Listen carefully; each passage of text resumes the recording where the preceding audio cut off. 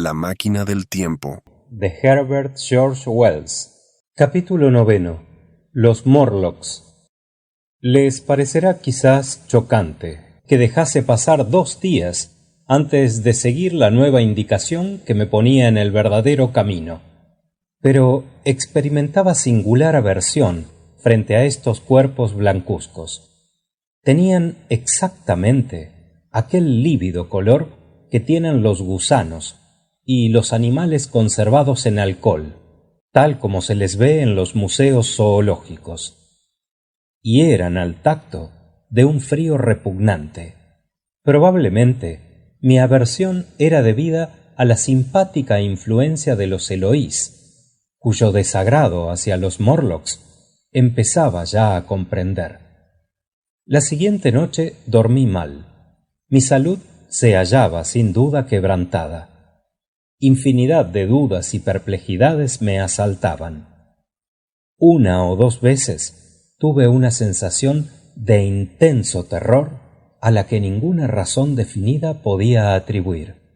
Me acuerdo haberme deslizado sin ruido en la gran sala donde los pequeños seres dormían al claro de luna. Precisamente, Wina estaba entre ellos, y me sentía confortado por su presencia. Acordéme entonces de que dentro de pocos días habría luna nueva, y serían más numerosas las apariciones de las desagradables criaturas subterráneas, de aquellos pálidos lemúridos, de aquella nueva plaga de lombrices que había reemplazado a la antigua. Durante esos días experimenté la continua impresión de aquel que elude algo inevitable. Estaba completamente seguro de recobrar mi máquina, si penetraba valientemente en esos misteriosos subterráneos, y, sin embargo, no me decidía a afrontar su misterio. Si hubiese contado tan solo con un compañero, la cosa hubiera sido distinta, pero tan horriblemente solo como me hallaba, la idea de descender en la oscuridad del pozo me asustaba. No sé si comprenderán ustedes mi estado, pero me parecía sentir continuamente un peligro detrás de mi espalda. Era esta inquietud, esta inseguridad quizás, la que me arrastraba más y más lejos en mis exploraciones. Yendo en dirección al sur, hacia la parte montañosa que actualmente se llama Comwood, observé a lo lejos, en la dirección del actual Banstead, una gran construcción verde, de un género distinto a las que había visto hasta entonces. Era más grande que los más grandes palacios y ruinas que conocía. La fachada tenía un aspecto oriental, con un brillo gris pálido, una especie de gris azulado, como una porcelana de China. Daba a entender esta diferencia de aspecto una diferencia de utilidad, y pensé alargar hasta allí mi exploración, pero estaba ya muy avanzado el día, y llegar a aquel paraje me habría costado una larga y fatigosa caminata. Así pues, dejé para el siguiente día la aventura, y retrocedí buscando las caricias de bienvenida de la pequeña Wina. A la mañana siguiente dime cuenta, de una manera bastante clara, de que mi curiosidad respecto al palacio de porcelana verde no era más que un autoengaño que me daba pretexto para eludir un día más la aventura que tanto temía. Resolví, pues, intentar el descenso sin más pérdida de tiempo, y púseme temprano en camino hacia el pozo, cerca de las ruinas de granito y aluminio. La pequeña Wina me acompañó, corriendo y saltando a mi alrededor, pero pareció desconcertarse grandemente cuando me vio inclinarme sobre el agujero. «Hasta luego, pequeña Wina», dije abrazándola. Después, tras dejarla nuevamente en tierra, busqué tanteando por debajo del brocal los escalones, más bien con precipitación, pues, haré bien en confesarlo, temía que el valor me faltase. Ella me miró primero con extrañeza, luego precipitándose sobre mí con un grito lastimero, probó de retenerme con toda la fuerza de sus pequeñas manos. Su oposición fue más bien un estímulo para continuar, y rechazándola, quizás algo duramente, halléme en un instante en la misma boca del pozo. Tuve que prestar entonces toda mi atención a los pocos sólidos escalones que me sostenían. Descendí quizás 200 metros. Se efectuaba el descenso por medio de barrotes metálicos, fijados en las paredes, pero adaptados al uso de seres mucho más pequeños y menos pesados que yo. Pronto me sentí entorpecido y fatigado. Y no solo fatigado, no. Uno de los barrotes cedió de repente bajo mi peso, y me imaginé precipitado en las tinieblas, pero quedé suspendido por una mano. Después de este momento, no me atreví a descansar demasiado en un barrote, y, aunque tenía los brazos y los riñones vivamente doloridos, continué tan aprisa como pude este descenso insensato. Levanté los ojos y vi la abertura, un pequeño círculo azul en el que se veía una estrella y se dibujaba, redonda y oscura, la cabeza de la pequeña Gwina.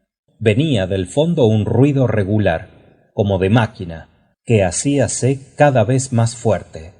Todo, excepto el pequeño disco sobre mi cabeza, estaba profundamente oscuro, y al levantar de nuevo los ojos, Gwina había desaparecido. Yo era presa de una viva angustia. Pensé vagamente volver a subir y dejar tranquilo el mundo subterráneo. Pero mientras pensaba esto, continuaba bajando. Al fin, con gran alegría, percibí vagamente en la pared, a mi derecha y a poca distancia, una pequeña abertura. Introdújeme en ella, y vi que era la entrada de un estrecho túnel horizontal, en el que podía tenderme y descansar. Mis brazos estaban doloridos, mi espalda derrengada, y hallábame tembloroso por el largo terror pasado, temiendo una posible caída. Además, la continua oscuridad producía en mis ojos un doloroso efecto. El aire estaba lleno del jadeo de las máquinas y de las bombas, aspirando el aire en el fondo del pozo. No sé cuánto tiempo permanecí allí tendido. Me sacó de aquel estado el contacto de una blanda mano que se paseaba por mi cara. Busqué aprisa mis cerillas y, encendiendo una rápidamente, vi inclinados sobre mí a 3 seres lívidos, parecidos a aquel que vi sobre el suelo en las ruinas, y que a toda prisa se marcharon ante la luz. Habitando en lo que me parecían impenetrables tinieblas, sus ojos eran extraordinariamente grandes y sensibles, como son las pupilas de los peces de las grandes profundidades, y del mismo modo reflejaban la luz.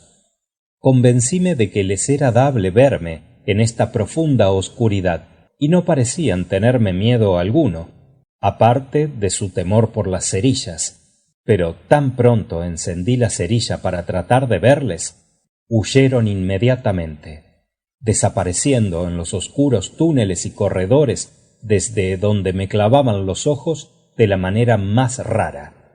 Probé de llamarles, pero su lenguaje era aparentemente distinto del de los habitantes de encima, de modo que quedé absolutamente reducido a mis fuerzas, y apoderóse de mí la idea de una rápida huida. «Estás aquí para saber lo que aquí pasa», díjeme, y avancé a tientas por el túnel, mientras se hacía cada vez más fuerte el ruido de las máquinas.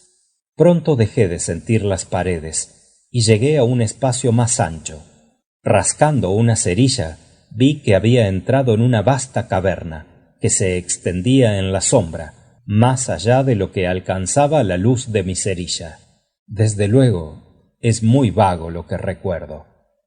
Grandes masas como de enormes máquinas surgían de las tinieblas y proyectaban fantásticas sombras en las cuales, como oscuros espectros, buscaban los Morlocks abrigo contra la luz.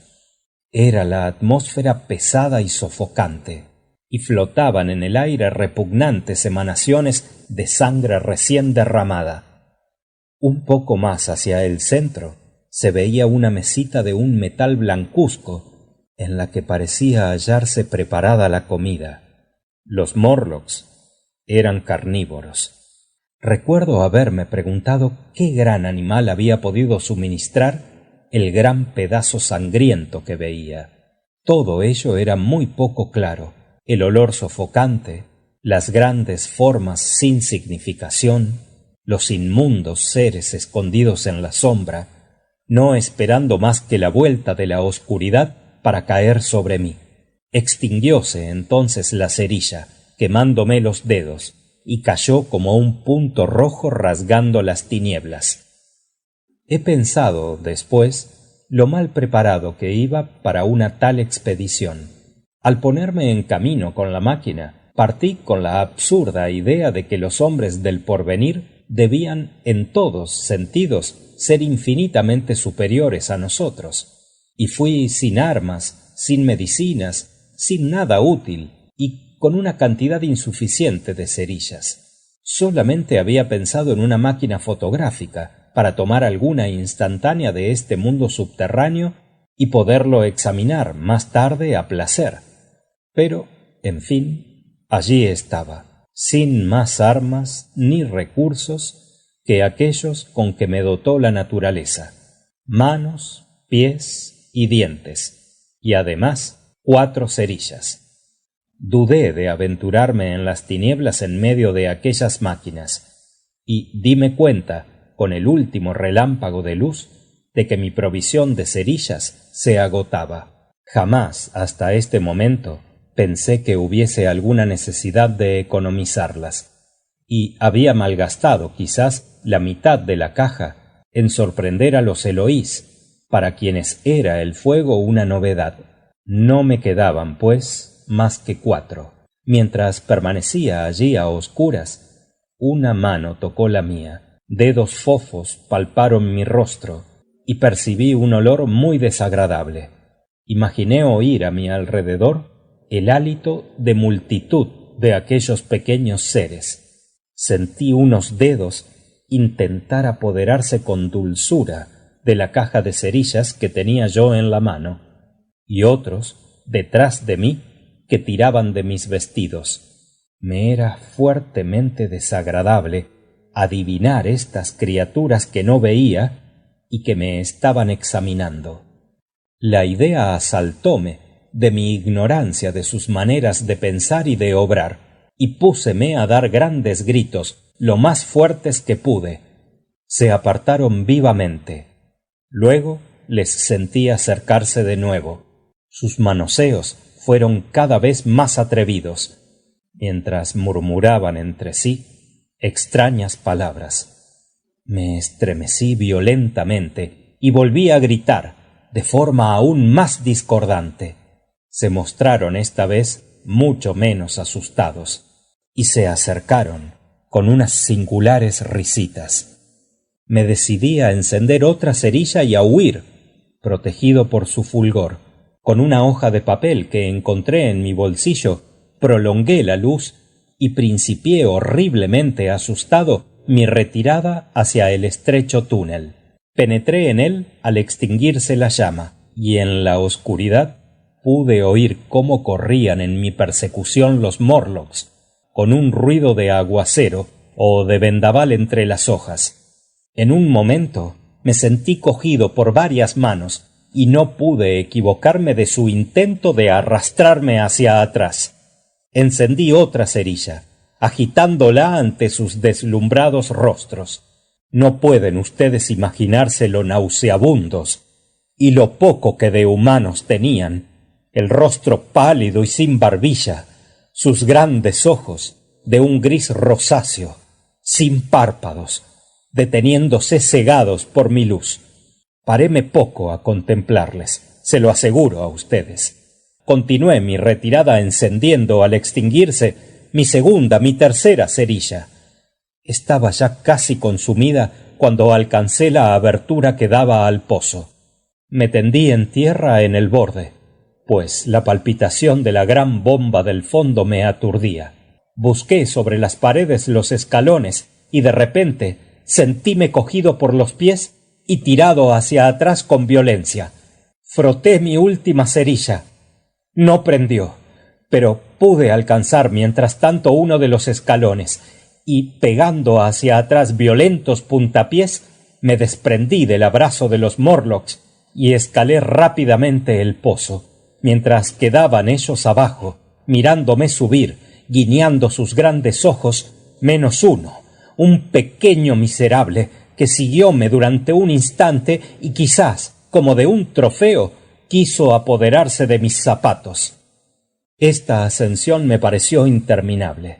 Durante los últimos 20 o 30 pies acometióme un mareo mortal que obligábame casi a soltar los barrotes y se convirtió en lucha terrible ya en los últimos escalones. Dábame vueltas sin parar la cabeza y experimenté por anticipado todas las sensaciones de una caída.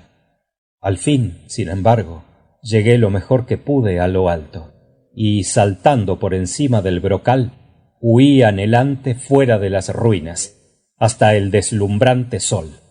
Allí caí de cara a tierra. El suelo me parecía exhalar un limpio y dulce olor. Luego recuerdo que Wina besábame las manos y las orejas, y creo haber oído las voces de otros Eloís. Después perdí el conocimiento. Fin del capítulo 9. Capítulo 10. Al llegar la noche. Halléme después de esto en una situación verdaderamente peor que antes. Hasta entonces, exceptuando la noche de angustia que siguió a la pérdida de la máquina del tiempo, había alimentado la esperanza de mi liberación, esperanza que habían truncado mis últimos descubrimientos. Hasta entonces había creído en un simple retardo, por la pueril tontería de los Eloís, y por alguna fuerza desconocida que necesitaba comprender para dominarla. Pero un elemento completamente nuevo me salía al paso en la repugnante especie de los Morlocks, aquellas cosas malvadas e inhumanas. Experimenté por ellos una instintiva aversión. Había sentido antes lo que sentiría un hombre caído en un abismo.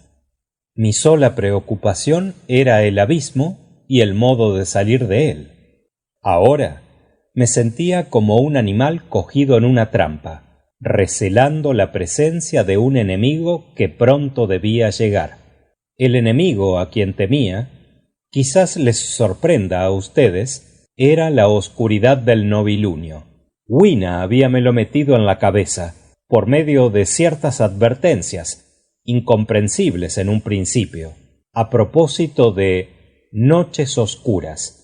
Lo que significaba la llegada de las noches oscuras no era ahora un problema de difícil solución. La luna iba menguando, y el intervalo de oscuridad era cada día más largo. Entonces comprendí, por lo menos hasta cierto punto, la razón por que los habitantes del mundo superior temían a las tinieblas, y me preguntaba vagamente a qué odiosas atrocidades se entregaban los Morlocks durante la luna nueva. Estaba casi cierto ahora de la falsedad de mi segunda hipótesis. Podían muy bien los habitantes del mundo superior haber, en otra época, sido una aristocracia privilegiada y los Morlocks sus trabajadores mecánicos, pero todo esto había desaparecido hacía ya largo tiempo. Las dos especies que habían resultado de la evolución de la humanidad se hallaban en un estado de relaciones completamente nuevo. Los Eloís, como los monarcas carlovingios, se habían convertido en unas nulidades simplemente bonitas. Poseían aún la tierra por tolerancia, y porque los Morlocks, trogloditas desde incontables generaciones, habían llegado a encontrar intolerable la superficie de la tierra iluminada por el sol. Los Morlocks les hacían sus vestidos, añadía, y subvenían a sus naturales necesidades, quizás por un resabio de la vieja servidumbre. Lo hacían como un caballo encabritado agita sus patas delanteras, o como a un hombre le gusta matar animales, por sport. Antiguas y ya desaparecidas necesidades habían dado impulso en aquel sentido al organismo, pero el antiguo orden estaba en parte perturbado. La némesis de los delicados Eloís avanzaba paso a paso. A través de las edades, durante millares de generaciones, había el hombre despojado a su hermano de la parte de bienestar y de sol que le correspondía, y ahora aparecía este hermano transfigurado. Ya habían los Eloís comenzado a aprender de nuevo una vieja lección. Volvían a conocer el miedo, y vínome de repente a la mente el recuerdo de la comida aquella que vi preparada en el mundo subterráneo, recuerdo que con bastante frecuencia me asaltó, y no traído por el curso de mis reflexiones, sino asaltándome de pronto, como una interrogación exterior a mí. Traté de recordar bien. Tenía el vago sentido de alguna cosa muy familiar, pero en aquel momento no acertaba a decir qué era. Así, pues, podían ser impotentes los pequeños seres ante su misterioso temor, pero mi constitución era distinta a la de ellos. Llegaba de esta época nuestra, de esta edad madura de la raza humana, en la que el temor no puede detenernos, y el misterio ha perdido todos sus espantables atributos. Yo, al menos, sabría defenderme. Sin más tardar, pues, decidí hacerme armas y hallar un lugar seguro para dormir. Así podría, a base de este retiro, encararme con aquel mundo extraño, con algo de aquella confianza que había perdido al darme cuenta de la clase de seres a los que, noche tras noche, había estado expuesto. Sentía que no podría dormir más sin tener en seguridad mi lecho, y me estremecía de horror pensando cómo me debían ya de haber, a su gusto, examinado. Vagué aquella tarde por el valle del Támesis sin poder encontrar nada inaccesible. Todos los árboles y todas las construcciones parecían cómodamente asequibles para diestros trepadores como debían ser los Morlocks, a juzgar por sus pozos. Entonces las altas torrecillas y los rectos y pulimentados muros del palacio de porcelana verde me vinieron a la memoria, y al atardecer, llevando a Wina sobre mis hombros como a un chiquillo, subí la colina en dirección al sudoeste. Había calculado la distancia alrededor de 7 a 8 millas, pero en realidad se acercaba a 18. Por otro lado, el tacón de una de mis botas apenas se aguantaba, y un clavo había atravesado la plantilla y me hacía cojear. Llegamos bastante después del crepúsculo a la vista del palacio, cuya negra silueta se dibujaba sobre el amarillo pálido del cielo.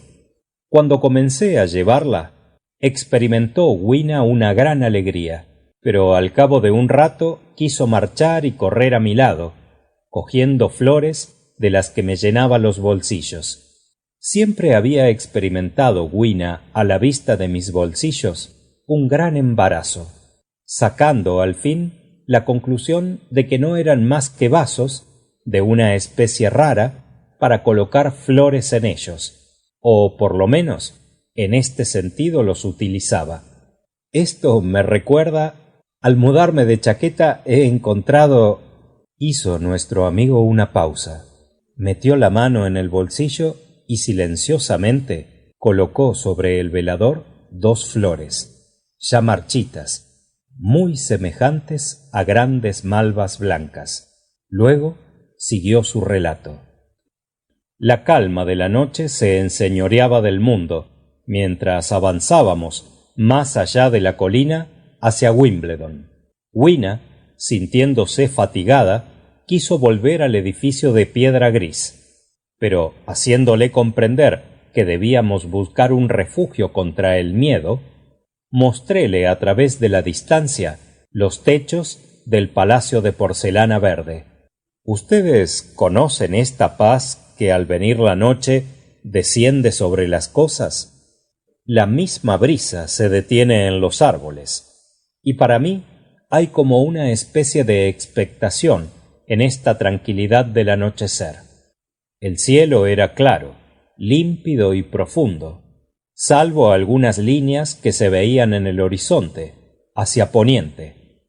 Aquel atardecer, la expectación tomó el color de mis temores. En esa inmensa calma, mis sentidos parecieron adquirir una sobrenatural agudeza. Creí sentir el suelo crujir bajo mis plantas y ver a través de la tierra misma a los Morlocks, como en un gran hormiguero, yendo de acá para allá en espera de las tinieblas. Imaginaba, en mi excitación, que debían haber tomado mi intrusión en sus terrenos como una declaración de guerra. Pero, ¿por qué se habían llevado ellos mi máquina? Continuamos, pues, en aquella quietud de las cosas, entre el crepúsculo, que pronto condensóse en tinieblas. El azul claro de la lejanía se ensombreció, y aparecieron una después de otra las estrellas. Hízose la tierra oscura y los árboles negros. Aumentó el miedo y el cansancio de Wina, y toméla en brazos, hablándole y acariciándola. Luego, como la oscuridad aumentaba, colocó sus brazos alrededor de mi cuello, y, cerrando los ojos, apoyó su carita sobre mi hombro. De este modo descendimos al valle por una larga pendiente, donde, a causa de la oscuridad, por poco caigo en un riachuelo. Lo vadeé y seguí el lado opuesto del valle, dejando atrás varios palacios dormitorios y una estatua de fauno o algo parecido a la que le faltaba la cabeza entre las acacias que crecían por allí también. Hasta entonces nada había visto de los Morlocks, pero no era aún muy entrada la noche, ni estaban aún muy próximas las oscuras horas que preceden a la salida de la luna nueva. Desde la cima de la colina vi extenderse ante mí un espeso bosque, largo y negro. Me hizo esto titubear, pues no veía su fin, ni a mi derecha ni a mi izquierda. Me sentía fatigado, dolíanme sobre todo los pies, y, colocando con cuidado a Wina en el suelo, sentéme encima del césped. Ni estaba seguro de mi camino, ni veía ya el palacio de porcelana verde. Traté de penetrar con la vista la espesura del bosque, y pensé lo que entre aquel hacinamiento de ramas, bajo las cuales no se debían percibir las estrellas, podía encubrirse.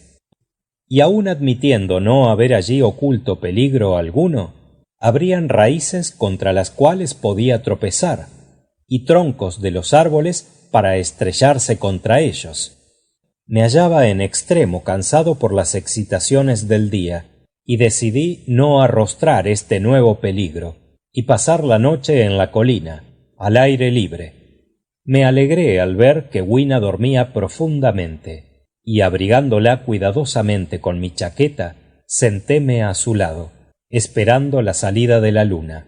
La colina estaba tranquila y desierta, pero de cuando en cuando salía de las tinieblas del bosque algún ruido como producido por seres vivientes. Sobre mí brillaban las estrellas de aquella clara noche, pareciéndome que su parpadeo me daba ánimos. Sin embargo, no podía hallar en el cielo las antiguas constelaciones. Su lento movimiento, inapreciable en el transcurso de centenares de vidas humanas, las había arrastrado en agrupaciones nuevas y desconocidas. Sólo la Vía Láctea me pareció ser, como antiguamente, la misma deshilachada cinta de innumerables estrellas. Hacia el sur, según me pareció, había una roja estrella muy brillante y enteramente nueva para mí, más resplandeciente aún que nuestro verde cirio. Y entre todos estos puntos de luz centelleante brillaba un planeta con claridad viva, regular y afectuosa, como el rostro de un viejo amigo. La contemplación de estas estrellas borró rápidamente mis inquietudes y todas las amarguras de la vida terrestre. Pensé en su inconmensurable distancia y en el lento e inevitable curso de su marcha desde el pasado desconocido hacia el desconocido futuro. Pensé también en el gran ciclo que describe el polo de la Tierra. Tan solo 40 veces se había producido esta silenciosa revolución durante la totalidad de años por los que había yo atravesado, y durante el espacio de aquellas pocas revoluciones, toda la actividad, todas las tradiciones, los complicados organismos, naciones, idiomas, literaturas, anhelos, todo había desaparecido. Hasta el mismo sencillo recuerdo del hombre, tal como yo le conocía, había sido barrido de la tierra. En lugar de todo ello, quedaban tan solo estos frágiles seres que habían olvidado su alto origen, y aquellos otros seres, lívidos y espantosos. Pensé entonces en el gran miedo que separaba a las dos especies, y por primera vez comprendí, con un repentino escalofrío, de dónde debía provenir la comida animal que había visto. Era aquello demasiado horrible, y contemplando el blanco y pálido rostro de la pequeña Wina que cerca de mí dormía, arrojé de mí tales pensamientos. Procuré durante esta larga noche sustraer a mi espíritu lo mejor que pude de la idea de los Morlocks, y para matar el tiempo entretúveme en buscar las huellas de las antiguas constelaciones. El cielo permanecía muy claro, salvando algunas escasas nebulosidades de tenue neblina. Sin duda alguna, adormecíme repetidas veces, pero mi vela iba ya tocando a su fin, y hacia el este no tardó en aparecer una débil claridad, como el reflejo de incoloro fuego, levantándose la luna, pequeña, afilada y descolorida. Tras ella, persiguiéndola y alcanzándola, vino la aurora, pálida al principio, pero pronto rosada y espléndida. Ningún Morlock se había acercado. A ninguno vi en la colina aquella noche, y con la confianza nacida con el nuevo día, parecióme casi que habían sido mis temores infundados y absurdos. Levantéme y noté que el pie que calzaba mi estropeado borceguí habíaseme hinchado por el tobillo, y dolíame bastante hacia el talón, por lo que, sentándome nuevamente, quitéme el calzado y lo arrojé lejos de mí, a cualquier parte. Desperté a Wina y pusímonos en camino hacia el bosque, verde ahora y agradable, en vez de pavoroso y oscuro.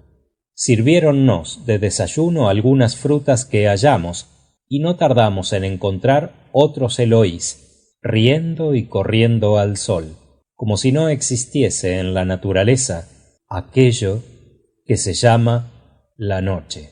Volví a acordarme entonces de aquella carnívora comida que había visto, estando ahora seguro de haber adivinado qué clase de manjar la componía.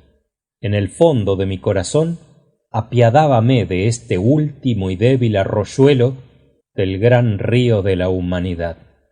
Seguramente, en un momento dado en la humana decadencia, la alimentación de los Morlocks habíase hecho en extremo extraña, pudiendo muy bien ser que fuese su alimento ratas y reptiles, pues ya hoy mismo el hombre es mucho menos escrupuloso que antiguamente en lo tocante a su alimentación. El prejuicio contra la carne humana no es un instinto en verdad muy razonable. Así pues, estos inhumanos hijos de los hombres.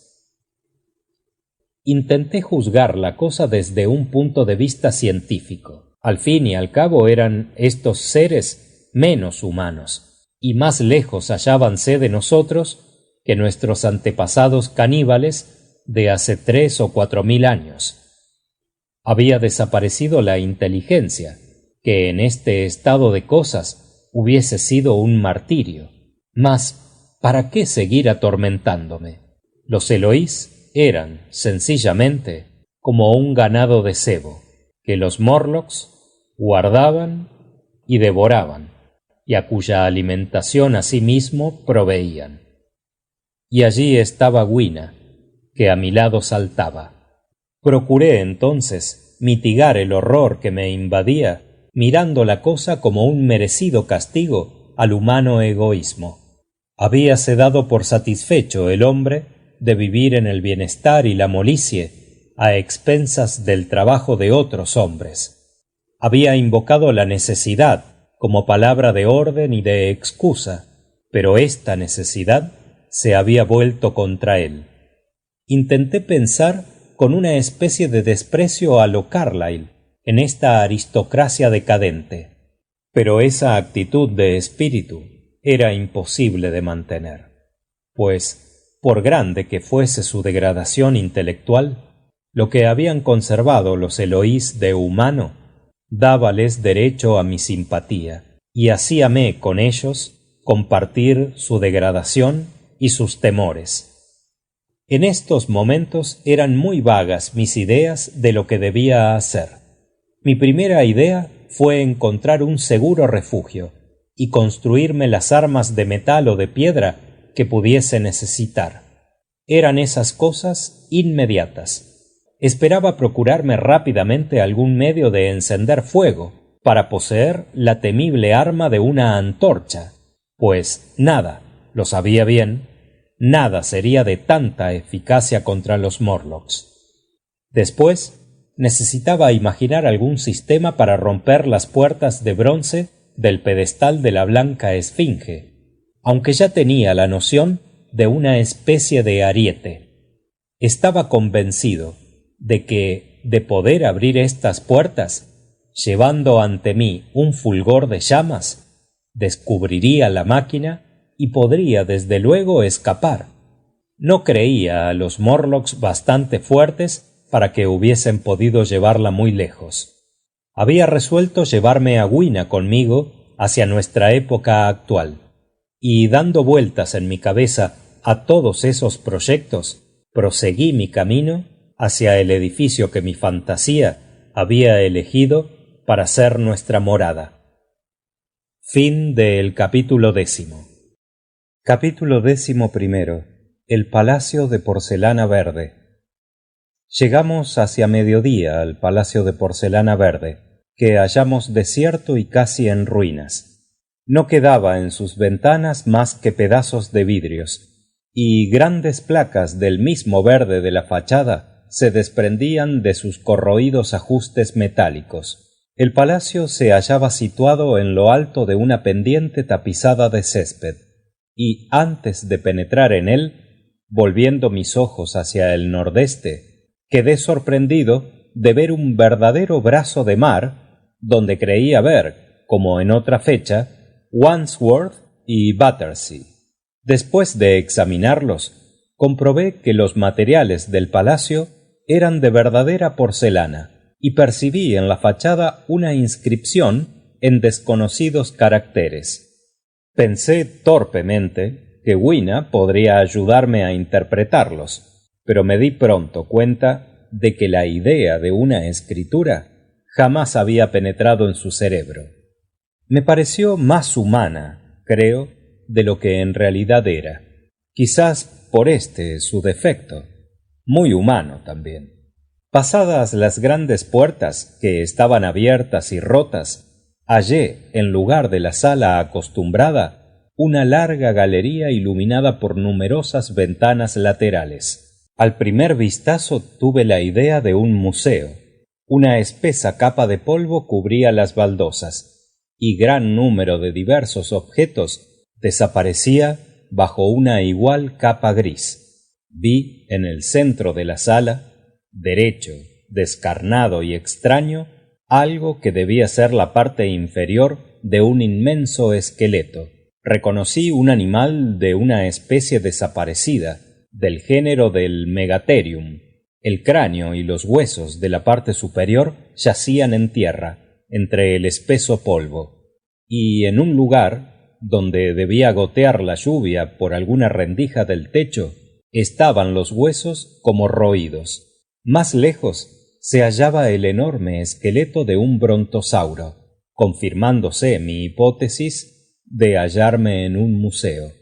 En uno de los lados encontré lo que me parecieron anaqueles inclinados, y, limpiando el espeso polvo que los cubría, hallé las acristaladas estanterías tal como en la actualidad las tenemos, si bien debían ser éstas impenetrables al aire, a juzgar por el perfecto estado de conservación de la mayor parte de los objetos que encerraban.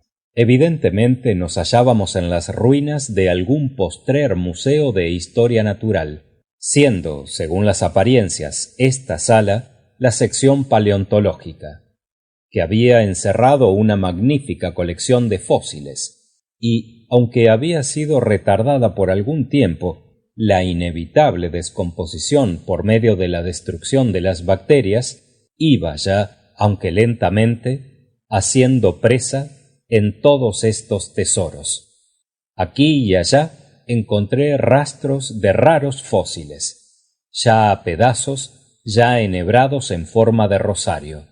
Las estanterías habían sido en diversos puntos arrancadas por los Morlocks, según supuse. Un gran silencio reinaba en las salas, y hasta nuestros mismos pasos eran amortiguados por la espesa capa de polvo.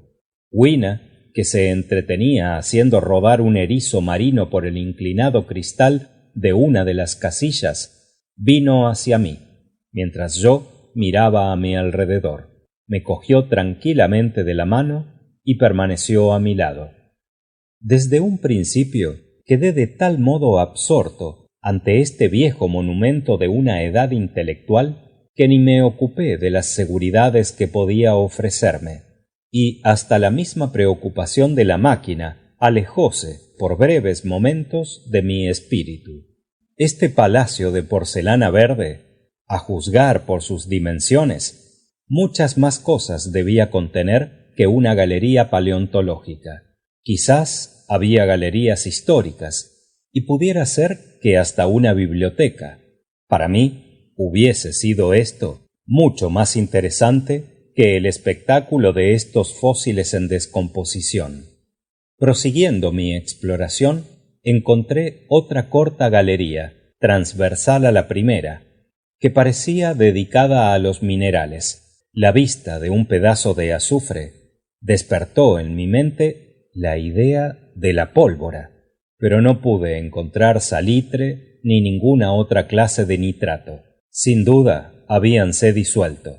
Sin embargo, esta porción de azufre hizo que en mi espíritu se agitase toda una serie de ideas. El resto de lo que la galería contenía, que era lo mejor conservado de lo que vi, no me interesaba apenas, pues no siento predilección por la mineralogía.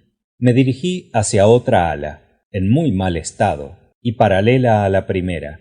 Parecía esta sección estar consagrada a la historia natural, pero lo que en ella se encontraba era poco menos que irrecognoscible. Algunos restos, arrugados y ennegrecidos, que habían sido, quizás, animales disecados, momias resecas en frascos que habían contenido alcohol, un oscuro polvo, resto de desaparecidas plantas. Esto era todo. Sentílo mucho, pues me hubiese satisfecho conocer las pacientes medidas contributivas a la conquista de la naturaleza animada. Llegamos luego a una galería de colosales dimensiones, pero muy mal alumbrada, y cuyo pavimento en ligera inclinación formaba un suave ángulo con la galería anterior.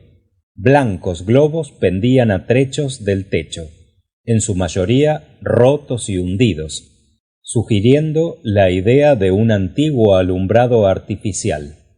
Me hallaba aquí en mi elemento, pues se hallaban a cada lado masas enormes de gigantescas máquinas, rotas y corroídas todas ellas, aunque algunas bastante completas. Ustedes conocen mi debilidad por la mecánica, y estaba dispuesto a entretenerme en medio de todo aquello, mayormente por el interesante misterio que en su mayoría ofrecían, y sobre cuya aplicación sólo me fue dado hacer las más vagas conjeturas. Imaginábame que, de poder resolver estos enigmas, hallaríame en posesión de poderes que me serían muy útiles contra los Morlocks. De pronto, Wina pegóse materialmente a mí, tan súbitamente que me estremecí. Si por ella no hubiese sido, no creo que hubiese yo notado la inclinación del piso de la galería.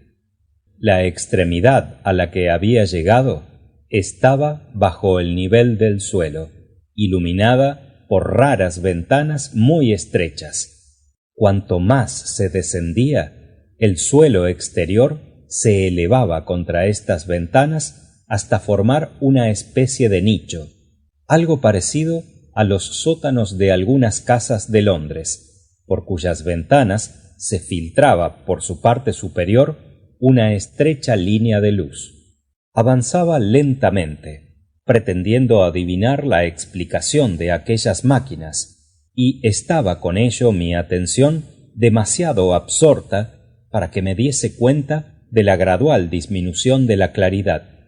Fue el creciente sobresalto de Wina lo que me hizo apercibir de ello. Vi entonces que la galería se hundía en profundas tinieblas. Vacilé, y mirando luego a mi alrededor, observé que la capa de polvo era más fina y su superficie menos lisa y uniforme, y un poco más lejos, hacia la oscuridad, parecía rota por algunas huellas de pies, cortas y estrechas. El pensamiento de la cercana presencia de los Morlocks tomó otra vez cuerpo. Me di cuenta de que perdía un tiempo precioso en el examen de estas máquinas, y acordéme que la tarde estaba ya bastante entrada, y no tenía aún armas, ni abrigo, ni medio alguno de encender fuego. Luego, saliendo de la oscura profundidad de la galería, oí los extraños golpes y los mismos raros ruidos que había ya oído en el fondo del pozo. Cogí a Wina de la mano, pero, acometido de repentina idea, dejéla y avancé hacia una máquina de la que salía una palanca, parecida a las de los postes de desvío de los trenes. Trepando a la plataforma, cogí con todas mis fuerzas la palanca y la sacudí en todos sentidos. Wina, a quien había dejado en medio de la galería, púsose de pronto a sollozar. Mi cálculo sobre la fuerza de resistencia de la palanca no me había engañado, pues, al cabo de un minuto de esfuerzos, rompióse en seco redondamente, y juntéme a Wina, llevando en mi mano una masa más que sobrada para cualquier cráneo de Morlock que pudiese encontrar. Por cierto que pesábame ya la tardanza en poder matar a algunos. Bien inhumano es, pensarán ustedes, este deseo de asesinar a sus propios descendientes, pero era completamente imposible experimentar el menor sentimiento de humanidad a la vista de estos seres. Mi reparo a dejar allí sola a Wina y la seguridad de que, de empezar a apagar mi sed homicida, mi máquina podría salir perjudicada, Fueron las únicas razones que me impidieron descender inmediatamente por la galería e ir a destrozar a todos los salvajes que encontrase. Así, con la maza en una mano y llevando a Gwina de la otra, salí de la galería, entrando en otra más grande todavía, que recordóme a primera vista una capilla militar, llena de algo así como de jirones de banderas, si bien reconocí pronto que los harapos carbonizados y ennegrecidos que colgaban por todas partes eran los destrozados vestigios de libros. Desde hacía tiempo habían caído a pedazos, y había desaparecido toda apariencia de impresión, pero indicábanlo bastante claramente los torcidos cartones y las rotas manecillas de metal que había aquí y allá. Si hubiese sido escritor, ¿cómo hubiese podido moralizar sobre la futilidad de toda ambición? Pero lo que más me impresionó fue el enorme trabajo inútil representado por esta sombría soledad de papel podrido. Debo añadir que en este momento pensaba en el Philosophical Transactions y en mis 17 folletos sobre óptica física. Subiendo una larga escalera, llegamos a lo que debía ser antes una galería técnico-química. Esperaba hacer allí útiles descubrimientos. Salvo un extremo en que el techo se había desplomado, se hallaba muy bien conservada. Dirigíme rápidamente hacia unos casilleros que permanecían intactos y, por fin, en uno de los herméticos compartimientos hallé una caja de cerillas. Probé una al instante. Estaban en perfecto buen estado y ni siquiera humedecidas. Me volví hacia Gwina. «¡Alégrate!», gritéle en su propio idioma. Ahora tenía un arma formidable contra las horribles criaturas que tanto temíamos. Así, en este museo abandonado, sobre la espesa y suave alfombra de polvo, con gran alegría de Gwina, ejecuté una especie de danza, silbando lo más alegremente que supe el aire de The Land of the Leal. Era una mezcla de modesto cancán, de pataleo y de danza original, pues yo, como ustedes saben, tengo natural inventiva. Pensé que escaparme por medio de esta caja de cerillas a través del tiempo, de innumerables años, era la cosa más rara y para mí la más afortunada. Luego descubrí casualmente otra sustancia aún más inverosímil, alcanfor. La hallé en un bote que, por casualidad, supongo, había sido herméticamente cerrado. Creí en un principio que era cera blanca y rompí el envase de cristal, pero no pude ya engañarme ante su olor. En medio de la general descomposición, esta volátil sustancia había podido casualmente conservarse a través quizás de varios millares de siglos. Esto me recuerda a una pintura a la sepia que vi un día pintar con el color extraído de una belemnita fósil, que había debido morir y fosilizarse hacía millones de años. Iba a tirarla ya, cuando, acordándome de que el alcanfor era inflamable y quemaba con una llama hermosa y brillante, pudiendo constituir una excelente bujía, metílo en mi bolsillo. No encontré, sin embargo, ningún explosivo, ni medio alguno de derribar las puertas de bronce, siendo hasta aquí mi palanca de hierro el único objeto hallado que podía prestarme auxilio para ello. Sin embargo, abandoné la galería grandemente satisfecho. No puedo relatarles por completo la historia de aquella tarde. Sería un imposible esfuerzo de memoria acordarme en su orden sucesivo de mis exploraciones. Me acuerdo de una larga galería llena de herrumbrosas armas y de mis dudas entre un mapa, un hacha y una espada, pero no pudiendo llevármelo todo, preferí mi barra de hierro, que prometía mejor resultado contra las puertas de bronce. Había también gran número de fusiles, pistolas y carabinas. En su mayor parte no eran más que masas de herrumbre, si bien había algunas hechas de algún metal nuevo y bastante sólido aún.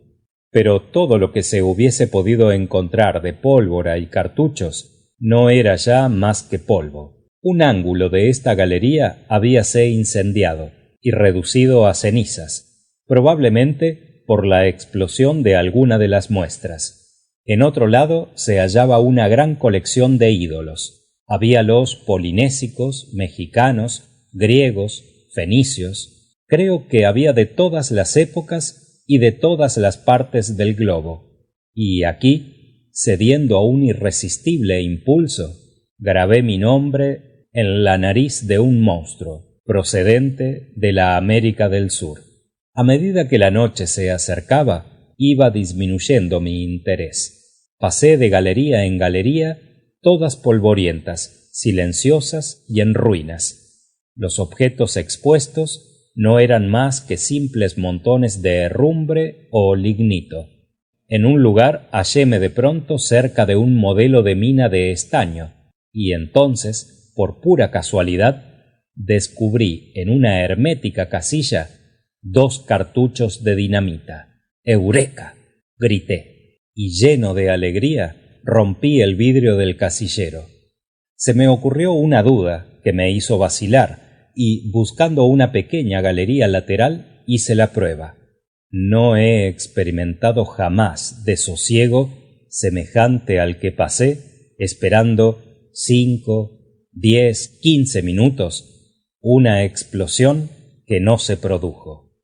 Naturalmente no eran más que muestras, como debía haber adivinado al encontrarlos en aquel lugar. Creo, realmente, que si no hubiese sido así, me hubiera lanzado inmediatamente y hubiese hecho saltar la esfinge, las puertas de bronce y quizás al mismo tiempo mis probabilidades de encontrar, como sucedió luego, mi máquina del tiempo. Me parece que fue después de esto cuando llegué a una especie de patio abierto en el interior del palacio. En una especie de pradera habían crecido 3 árboles frutales. Descansamos allí y nos refrescaron sus frutos. Ya hacia el crepúsculo empecé a considerar nuestra situación. Nos envolvía lentamente la noche y habíamos aún de encontrar nuestro inaccesible refugio, pero esto me apuraba ahora poco. Tenía en mi poder algo que era quizás la mejor defensa contra los Morlocks. Tenía cerillas. Tenía también en mi bolsillo alcanfor, por si era necesario obtener una llama de alguna duración. Parecióme que lo mejor que podíamos hacer era pasar la noche al aire libre, protegidos por el fuego. Por la mañana vendría la conquista de la máquina del tiempo, para lo cual no tenía hasta el presente cosa mejor que mi masa de hierro. Pero ahora, con los conocimientos adquiridos, experimentaba distintos sentimientos frente a las puertas de bronce. Hasta este momento habíame abstenido de forzarlas por el misterio que ocultaban, pero nunca me habían parecido ser demasiado sólidas, y estaba seguro de que mi barra de hierro no sería muy inadecuada para el trabajo que me proponía. Fin del capítulo 11. Capítulo 12. En las tinieblas. Salimos del palacio cuando aún lucía el sol sobre el horizonte. Había decidido llegar a la blanca esfinge a primera hora de la mañana siguiente, proponiéndome cruzar antes de la noche el bosque que me había detenido anteriormente. Mi plan era ir lo más lejos posible aquella noche y encender una hoguera a cuya luz pudiésemos dormir. Para ello, durante el camino, recogí ramas y hierbas secas, que llenaron pronto mis brazos, y, cargado de este modo, avanzábamos mucho más despacio de lo que había calculado, estando además Wina en extremo fatigada. Yo mismo empecé a sentirme cansado, y era ya enteramente de noche cuando alcanzábamos la linde del bosque. Wina, temiendo la oscuridad, quería detenerse en la misma entrada, pero la extraña sensación de una inminente catástrofe, que debía haberme servido de aviso, empujóme hacia adelante. No había dormido desde hacía 2 días y una noche, y me hallaba irritado y calenturiento. Temía que el sueño me venciera, y con él la llegada de los Morlocks. Mientras titubeábamos, vi entre las malezas, veladas por la profunda oscuridad, 3 formas que se arrastraban. Alrededor nuestro crecían arbustos y altas hierbas, y sentíame desprevenido contra su aproximación. Suponía que el bosque tendría 1 milla de anchura, y que, si lográbamos llegar a la desnuda vertiente de la colina, encontraríamos allí un lugar de descanso absolutamente seguro. Pensaba que con las cerillas y el alcanfor podría iluminar mi camino a través del bosque. Sin embargo, era evidente que, de emplear una mano para las cerillas, era preciso abandonar mi provisión de leña. Así pues, y aunque muy a disgusto, dejéla en el suelo. Ocurrióseme entonces la idea de dejar aturdidos a nuestros enemigos, iluminando el camino tras de nosotros. Pronto debía comprender la atroz locura de este acto, pero imaginaba yo que aquello era una ingeniosa táctica para cubrir nuestra retirada. No sé si habrán ustedes pensado jamás en lo raro que ha de ser la llama para el hombre que la desconoce, y bajo un clima templado. El calor solar raramente es bastante fuerte para producir la llama. El rayo puede derribar y carbonizar, pero es raro que provoque grandes incendios. Los vegetales en descomposición pueden producir grandes calores durante su fermentación, pero es raro que resulte de ello la llama. En esta época de decadencia, el arte de producir fuego se había olvidado sobre la tierra. Las rojas lenguas que elevábanse, lamiendo el montón de madera, eran para Gwina una cosa extraña, completamente nueva. Quiso coger las llamas y jugar con ellas. Creo que se habría arrojado al fuego si no la hubiese yo contenido, y alzándola en mis brazos, a pesar de su resistencia, hundíme atrevidamente en el bosque. Hasta una cierta distancia las llamas iluminaron mi camino. Volvíme y, a través de los troncos, vi que de mi haz de ramitas la llama se extendía a unos cercanos zarzales, y una lengua de fuego comenzaba a lamer las hierbas de la colina. Me eché a reír, y volviéndome hacia los negros árboles, púseme de nuevo en marcha. La oscuridad era grande, y Gwina se aferraba a mi cuello convulsivamente. Pero mis ojos se acostumbraron pronto, y había aún claridad suficiente para que pudiese evitar los troncos. Por encima de mí todo estaba negro, salvo acá y acullá, en que un boquete de lejano azul brillaba sobre nosotros. No encendía cerillas, porque no tenía libres las manos. Sobre el brazo izquierdo llevaba a mi pequeña amiga, y mi barra de hierro en la mano derecha. Durante algún tiempo no oí más que los crujidos de las ramas bajo mis pies, el susurro de la brisa en los árboles, mi propia respiración y los latidos de la sangre en mis oídos. Luego creí percibir una infinidad de débiles ruidos a mi alrededor, y apreté el paso. Los rumores se hicieron más distintos, y oí claramente los sonidos y las extrañas voces que había escuchado ya en el mundo subterráneo. Debían ser, sin duda, los Morlocks, que me envolvían poco a poco. 1 minuto después noté un tirón en mi vestido, luego algo en mi brazo. Gwina estremecióse violentamente y quedó completamente inmóvil. Era el momento de encender una cerilla. Para ello me fue preciso poner a Gwina en el suelo. Mientras hurgaba en mi bolsillo, inicióse una lucha en las tinieblas, a mis rodillas, entre Gwina, silenciosa, y los Morlocks, gruñendo de su peculiar manera. Pequeñas, blandas manos tentaban mi vestido y mis espaldas, llegando hasta mi cuello. Rasqué la cerilla, que se inflamó crepitando. Levantéla en el aire y vi las lívidas espaldas de los Morlocks que huían entre los troncos. Tomé aprisa un pedazo de alcanfor, preparándome a encenderlo en el momento en que fuese a extinguirse la cerilla. Luego examiné a Gwina. Estaba tendida cara a tierra, desmayada, abrazando mis piernas. Lleno de terror, inclinéme sobre ella. Respiraba apenas. Encendí el trozo de alcanfor, dejándolo en el suelo, y mientras prendía y llameaba, asustando a los Morlocks y disipando las tinieblas, arrodilléme y alcé a Gwina. A mis espaldas parecía estar lleno el bosque del murmullo y la agitación de un numeroso tropel. Gwina parecía desvanecida.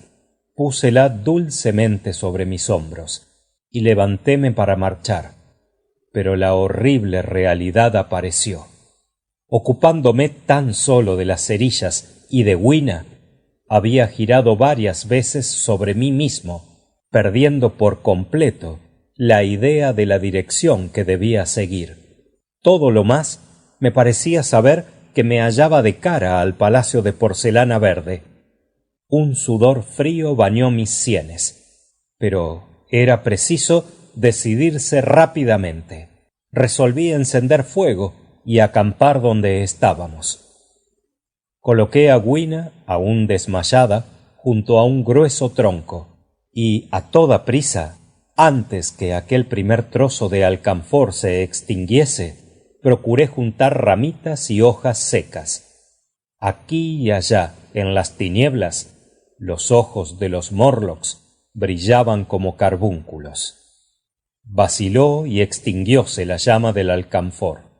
Encendí una cerilla, y al instante dos descoloridas formas que durante el corto intervalo de oscuridad se habían acercado a Gwina huyeron, pero de tal modo cegada una de ellas por la repentina luz que vino en derechura a mí, y sentí quebrarse sus huesos bajo mi puño, descargado con fuerza. Lanzó un grito de dolor, vaciló un momento y cayó. Encendí un nuevo trozo de alcanfor y proseguí reuniendo mi hoguera. Observé lo seco que estaba el follaje sobre mi cabeza, pues desde mi llegada, durante el espacio de una semana, no había caído una sola gota de lluvia. Así, en vez de buscar entre los árboles las caídas ramitas, alcancé y rompí ramas enteras. Pronto tuve un fuego de ramas secas y madera verde que, aunque despedía una sofocante humareda, permitíame economizar mi corta provisión de alcanfor. Ocupéme entonces de Gwina, tendida junto a mi masa de hierro. Hice todo lo posible para reanimarla, pero estaba como muerta, y ni siquiera pude cerciorarme de si respiraba. El humo abatíase ahora en nuestra dirección, y, embotado por su acre olor, debí amodorrarme. Además, había aún en el aire vapores de alcanfor. Mi fuego pudo durar una hora larga. Me sentía agotado de tantos esfuerzos, y me senté. El bosque estaba lleno de un murmullo aturdidor, cuya causa no comprendía. Parecíame que acababa de cerrar los ojos y que los abría nuevamente, pero todo estaba oscuro, y sobre mí sentía las manos de los Morlocks. Librándome de la presión de sus dedos, busqué apresuradamente en mi bolsillo la caja de cerillas. No estaba ya. En un segundo comprendí lo que había pasado. Me había dormido y habíase extinguido el fuego. La amargura de la muerte llenó mi alma. El bosque parecía lleno de un olor a madera quemada. Fui cogido por el cuello, por los cabellos, por los brazos y sujeto contra el suelo.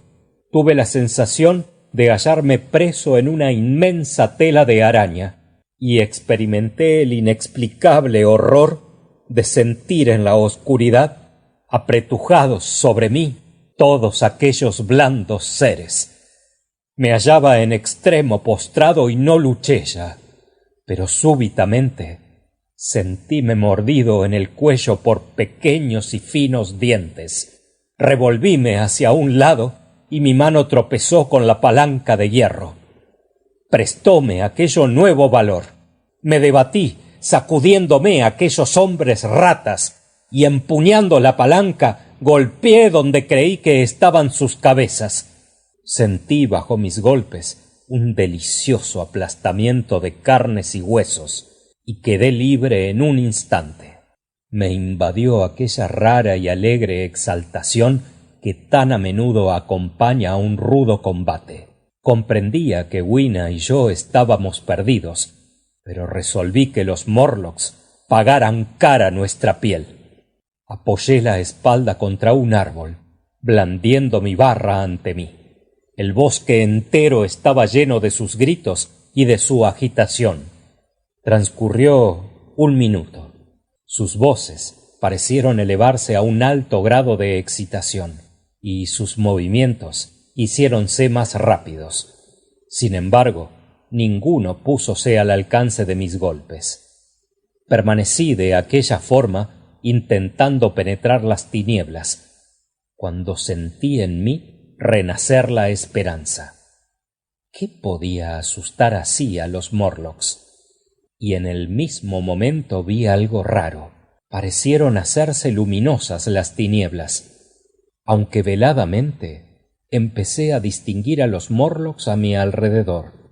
3 de ellos caídos a mis pies, y observé con incrédula sorpresa que los demás huían en tropel delante de mí a través del bosque, y no eran ya sus espaldas del todo blancas, sino rojizas.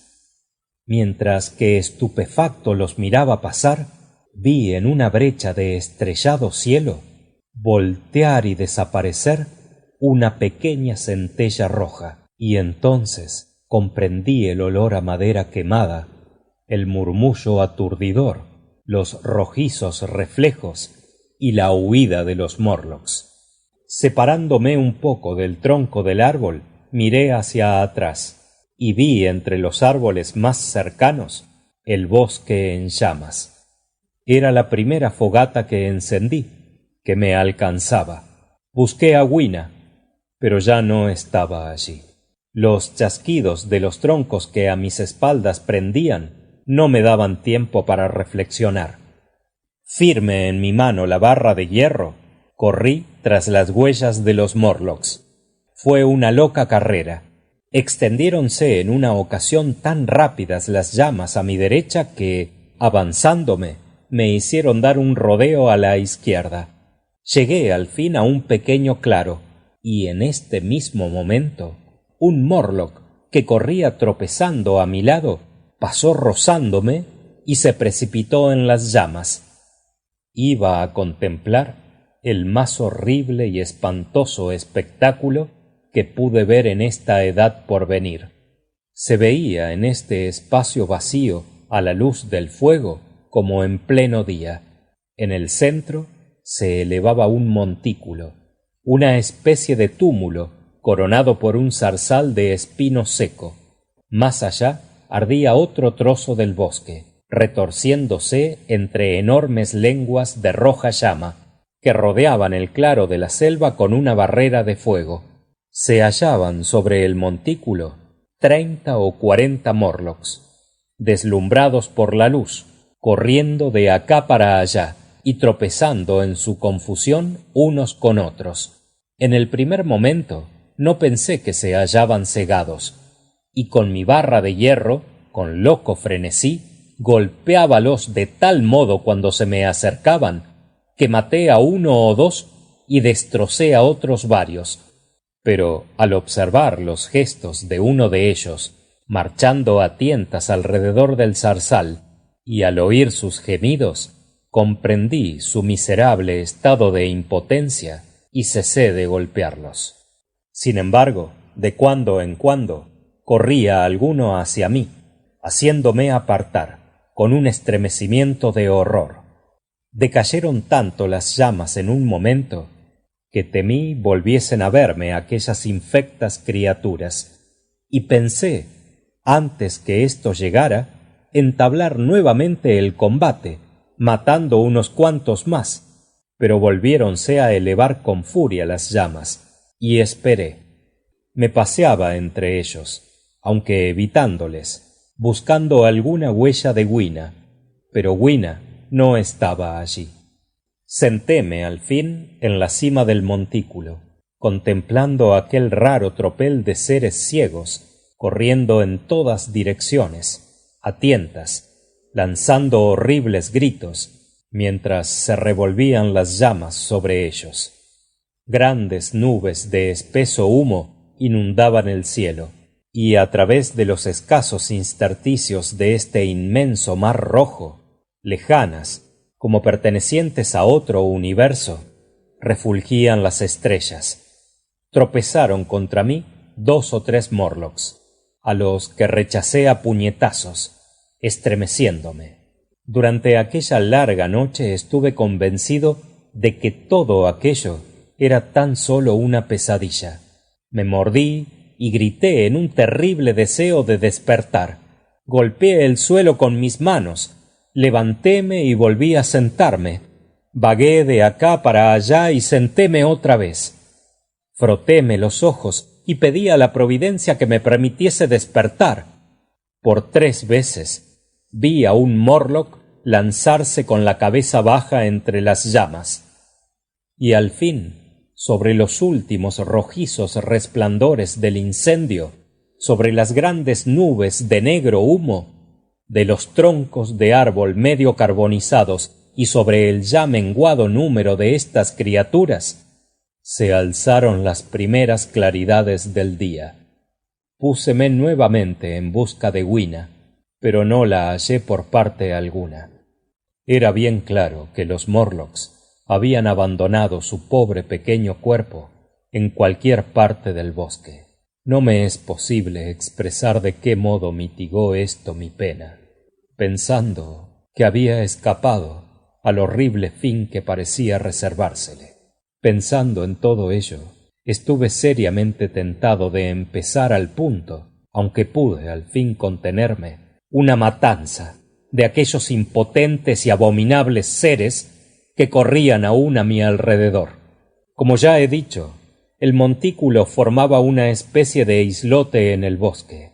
Desde su cima pude distinguir, a través de un velo de humo, el palacio de porcelana verde, lo que me permitió recobrar mi orientación hacia la blanca esfinge. Entonces, abandonando a aquellas condenadas almas que iban aún sollozando de acá para allá, atéme alrededor de los pies varios manojos de hierba, y avancé, saltando, a través de las humeantes cenizas, entre los negros troncos todavía ardientes, hacia el escondrijo de mi máquina del tiempo.